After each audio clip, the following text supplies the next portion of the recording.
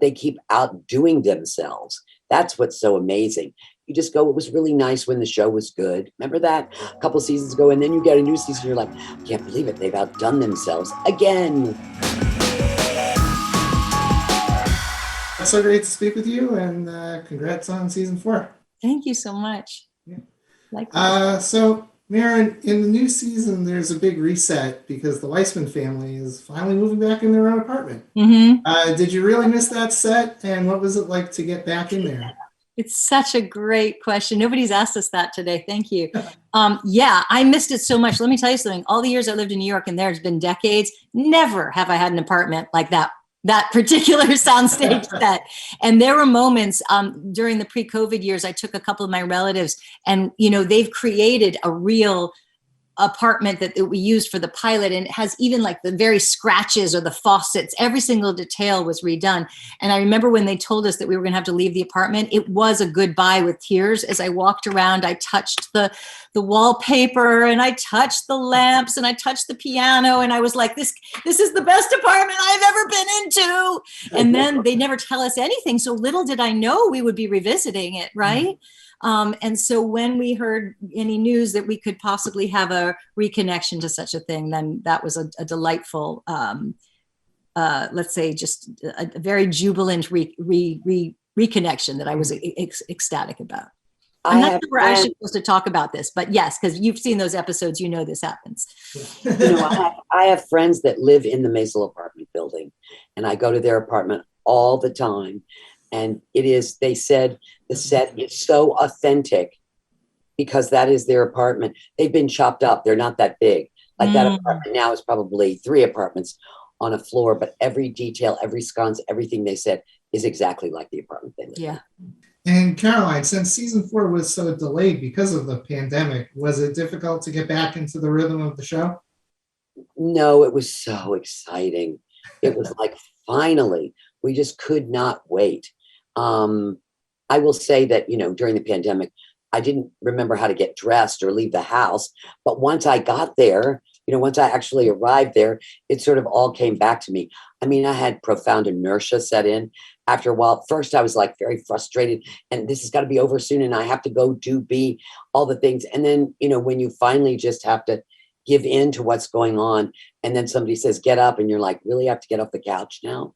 I can't remember how to do that. But I'm telling you, you enter the magic kingdom when you enter this world. And so that became our energy. And your performances have been so brilliant, and it reminds me, and I think a lot of other viewers, of their own mothers. And what is it about Amy Sherman-Palladino's writing that really makes these characters so relatable, even though, the events of the show are happening 50 years ago, but they still seem so relatable today? I don't think she even knows.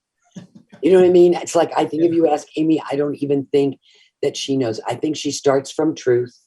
I think that is very important to her. She never writes a joke for a joke's sake. Everything has to be character driven in order to be there. Authenticity is deeply important to she and Dan, and they spend so much time thinking about these characters, who they are. And you're right, people, these women, these characters are walking around in the world with us. And that's how people are responding when they come up to us. They go, you're like my mother, you're like my aunt, you're like my teacher, you know what I mean? It's like, so you know that they exist in the world. And I think, it's just, they are channeling something. They're so brilliant because they keep coming up with it. You go, okay, once, twice, 1 season, 2 seasons, but they keep outdoing themselves. That's what's so amazing. You just go, it was really nice when the show was good. Remember that a couple seasons ago, and then you get a new season, you're like, I can't believe it. They've outdone themselves again. It's never usually like this, Daniel, tell you, as I'm sure you know.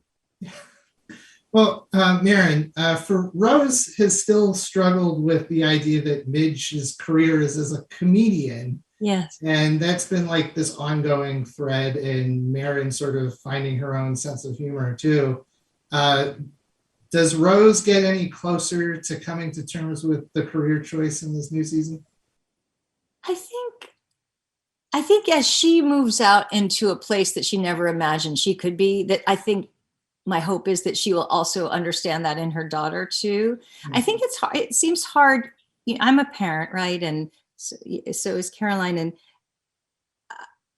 how do I put this? Like, I try so hard not to let my son know what I'm wanting him to do, because A, he will then do the opposite, right? And B, like, I'm trying really hard not to do maybe what I thought my parents often did to me.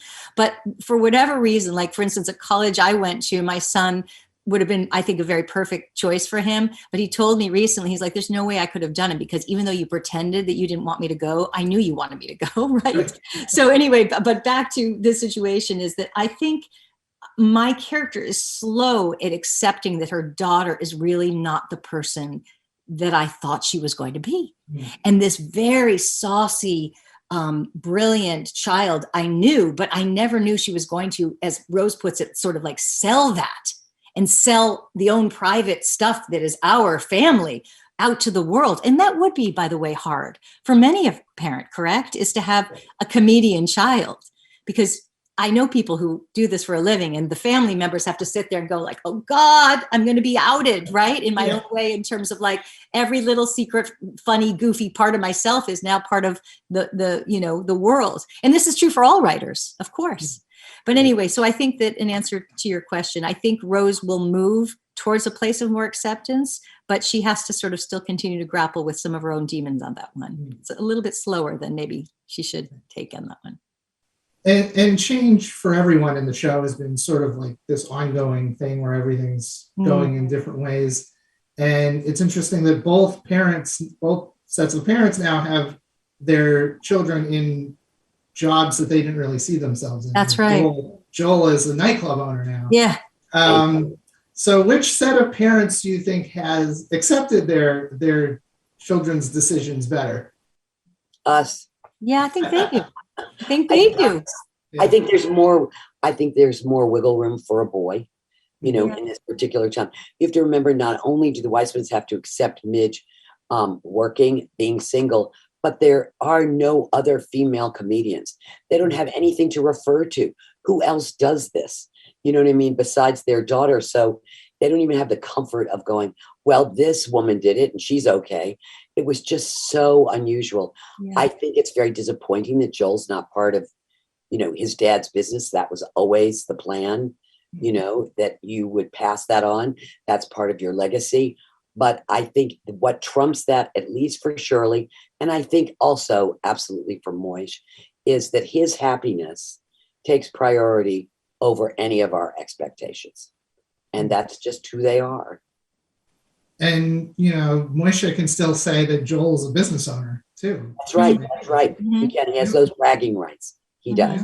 He's not a Garmento, but still. Mm-hmm. All right. Well, it was so wonderful to speak with both of you today. Thank you. Such a pleasure to talk to you, Daniel. Thank you. And wish you the best of luck on the rest of season 4.